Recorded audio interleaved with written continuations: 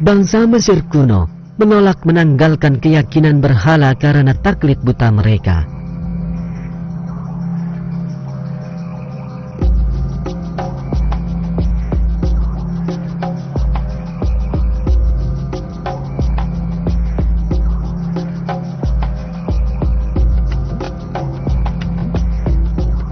Para rasul telah datang untuk mengingatkan mereka agar mengimani satu Tuhan.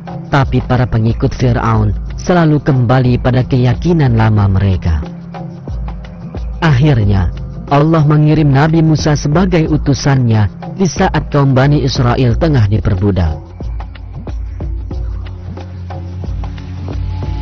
Nabi Musa ditugaskan menyeru penduduk Mesir kepada agama yang benar dan membimbing mereka ke jalan yang benar dengan membebaskan Bani Israel dari perbudakan.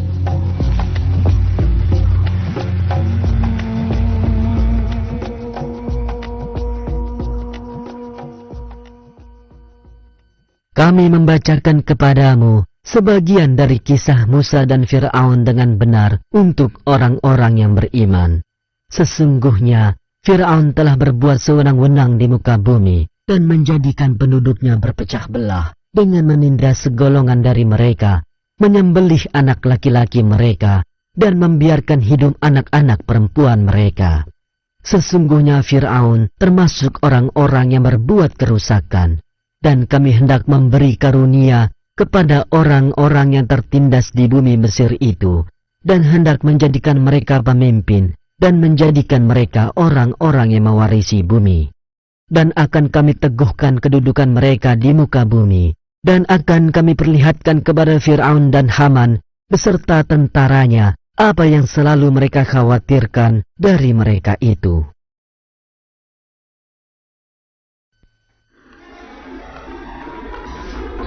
Nabi Musa dan saudaranya Harun mematuhi perintah Allah dan mendatangi Fir'aun guna menyampaikan padanya seruan Allah. Mereka menginginkan agar Fir'aun berhenti menindas Bani Israel dan memerdekakan mereka.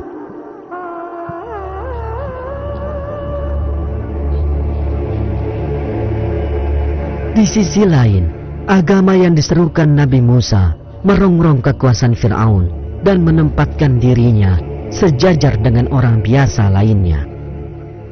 Selain itu, bila Bani Israel dimerdekakan, ia akan kehilangan sebagian pekerja tangguhnya.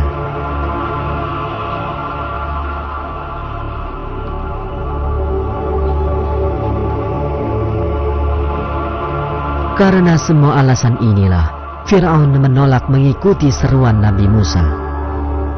Ia menuduh Musa dan saudaranya Harun tengah berusaha merongrong pemerintahan yang sah dan mencitrakan mereka sebagai penjahat. Kalangan terkemuka dari pengikut Fir'aun juga enggan mematuhi Nabi Musa dan Harun. Mereka menolak mengikuti agama yang diwahyukan kepada mereka. Mereka tidak berniat meninggalkan agama para leluhur mereka. Pada saat itulah Allah menimpakan serangkaian bencana ke atas mereka.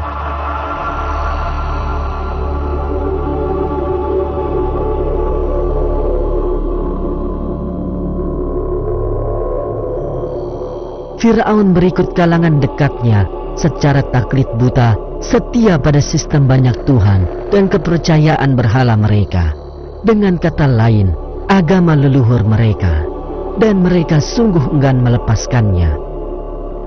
Bahkan berbagai mukjizat Nabi Musa tak mampu memalingkan mereka dari keyakinan takhayul mereka. Mereka secara terbuka berkata, sebagaimana dinyatakan surat 7 ayat 132.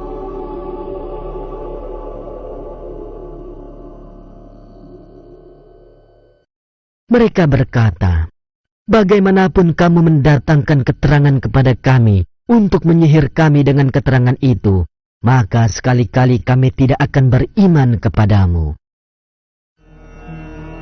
Menghadapi sikap keras kepala ini, Allah menurunkan sejumlah bencana agar mereka dapat merasakan kepedihan selagi masih di dunia ini. Bencana pertama adalah kekeringan dan kelangkaan hasil pertanian.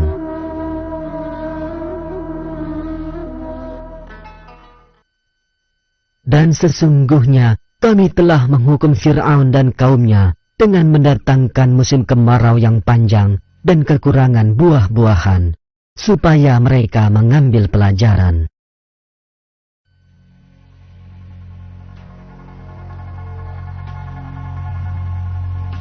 Warga Mesir menggantungkan pertanian mereka pada sungai Nil, sehingga perubahan keadaan alam tidak mempengaruhi mereka. Namun, keangkuhan Fir'aun berikut kalangan dekatnya kepada Allah dan penolakan mereka mengimani Rasulnya mengakibatkan datangnya bencana yang tak diharapkan.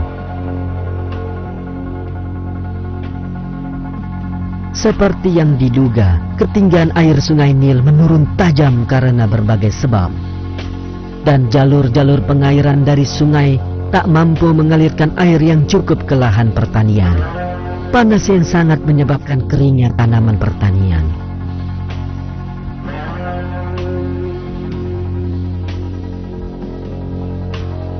Begitulah Fir'aun dan para pengikut terkemukanya menghadapi bencana dari sumber yang paling tak diharapkan, yakni sungai Nil itu sendiri. Surat 43 ayat 51 mengungkap bagaimana petaka ini mengagetkan Fir'aun yang dulu biasa berseru pada rakyatnya, "Hai kaumku, bukankah kerajaan Mesir ini kepunyaanku, dan bukankah sungai-sungai ini mengalir di bawahku? Maka, apakah kamu tidak melihatnya?" Namun ini bukanlah akhir penderitaan mereka.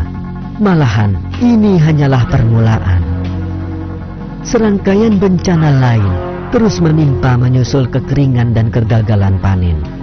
Sebagaimana dikisahkan Al-Quran kepada kita, bencana ini meliputi banjir, belalang, kutu, katak, dan darah.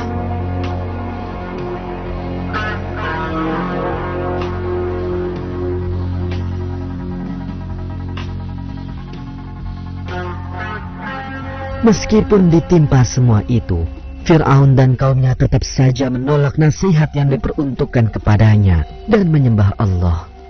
Dengan kata lain, mereka tetap kokoh dalam kesombongan mereka. Namun ini takkan berlangsung lama.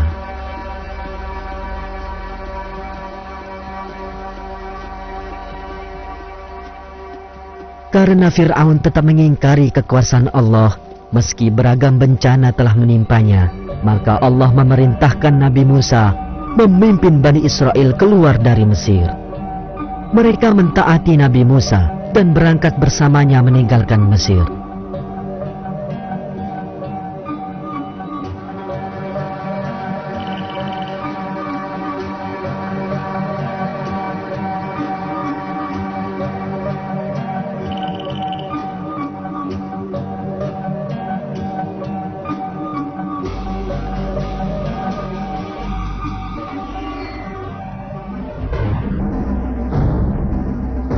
Tapi Fir'aun tak dapat menerima kepergian ini tanpa seizinnya.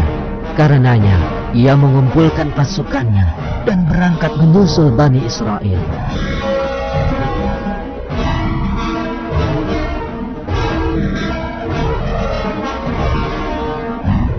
Fir'aun dan pasukannya berhasil menyusul Bani Israel di saat mereka mencapai lautan.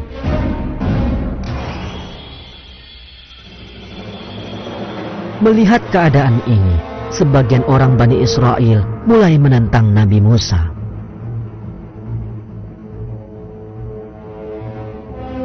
Menurut perjanjian lama, mereka berkata, "Mengapa kamu membawa kami pergi dari negeri kami? Di sana kami diperbudak, namun dapat hidup. Sekarang kita akan mati." Al-Quran menggambarkan lemahnya iman mereka dengan kalimat berikut,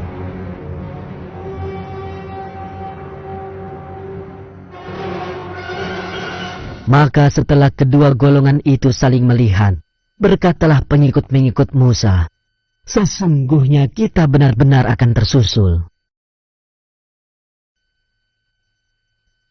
Menurut surat 26 ayat 62, Nabi Musa meyakinkan kembali pengikutnya yang ketakutan akan tertangkap dengan berkata, "Sekali-kali tidak akan tersusul. Sesungguhnya Tuhanku besertaku, kelak dia akan memberi petunjuk kepadaku.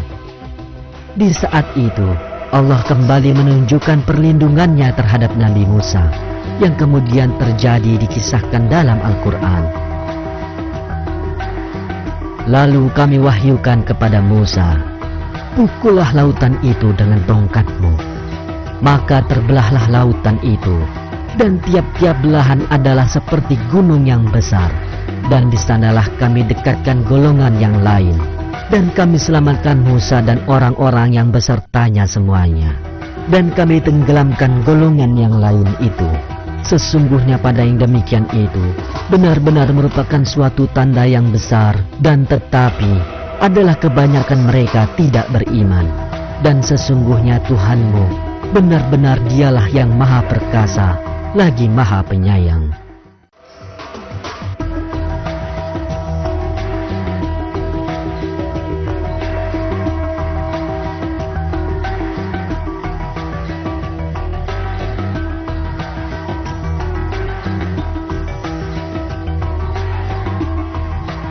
Di saat Fir'aun dan pasukannya mulai menyeberangi laut, Allah secara ajaib menutup lautan dan membenamkan mereka.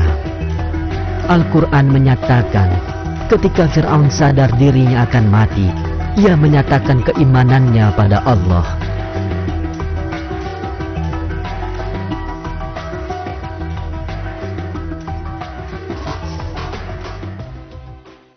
Hingga bila Fir'aun itu telah hampir tenggelam, berkatalah dia, "Saya percaya bahwa tidak ada Tuhan melainkan Tuhan yang dipercayai oleh Bani Israel, dan saya termasuk orang-orang yang berserah diri kepada Allah."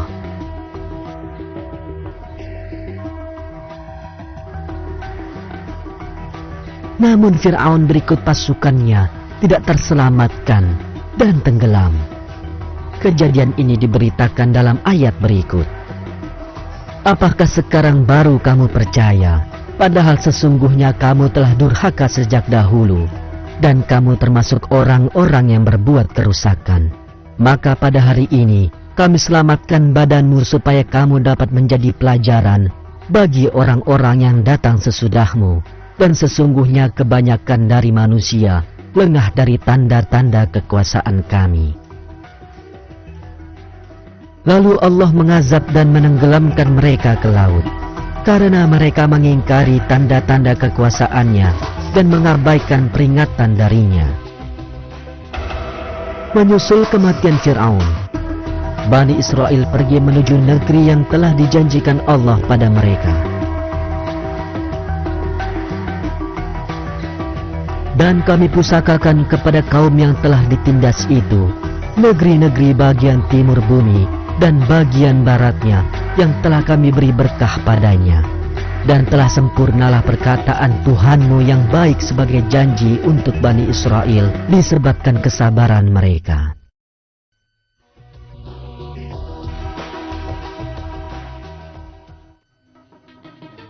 Seperti telah kita saksikan, temuan sejarah dan arkeologis tentang kaum-kaum yang dikisahkan Al-Quran menunjukkan sekali lagi bahwa Al-Quran adalah firman Allah.